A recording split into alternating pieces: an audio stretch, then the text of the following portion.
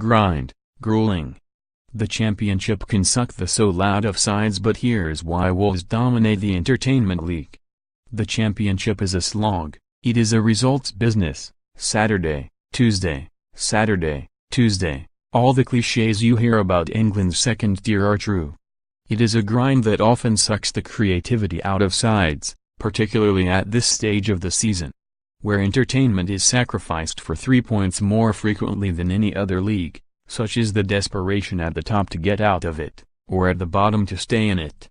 Just look at the way Rafa Benitez's expensively assembled Newcastle edged their way to the title last term. Barring that 6-0 win at QPR, it was not exactly pretty. Wolves, by a mile. Sheffield United, Brentford, Leeds, Bristol City, Fulham, Nottingham Forest, Hull, Aston Villa, Ipswich, Cardiff, Derby, QPR, Millwall, Preston, Reading, Norwich, Middlesbrough, Sheffield Wednesday, Barnsley, Sunderland, Burton, Bolton, Birmingham. Yet, thankfully, there are some championship sides this season that are not so eager to forego attractive football for the sake of a point. Looking down from the sky-high press box at the Madejski on Tuesday night, I ticked the final championship side I had yet to see live this term off my list.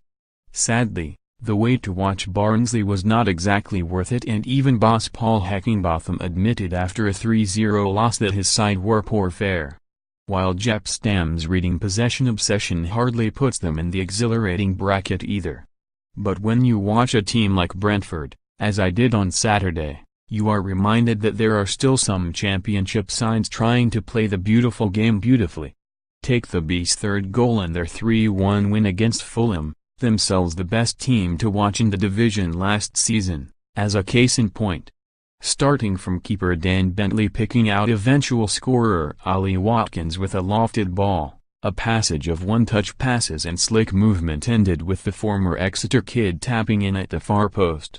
Yes, Fulham were down to 10, but had it been Kevin De Bruyne and Raheem Sterling instead of Ryan Woods and Watkins, we would have been waxing lyrical about it all weekend. Critics would argue that the total football Dean Smith's side try to play has cost them at times this term with sloppiness at the back. After all, they are mid-table, whereas Neo Warnock's more efficient, disciplined Cardiff fly second. That is fair cop, but one of the reasons why Sheffield United are riding so high is their thrilling desire to win at all costs. Unbeaten runs that are filled with draws often do not amount to much in the championship. The mentality of better to lose to and win to than draw for has carried the newly promoted Blades to fourth.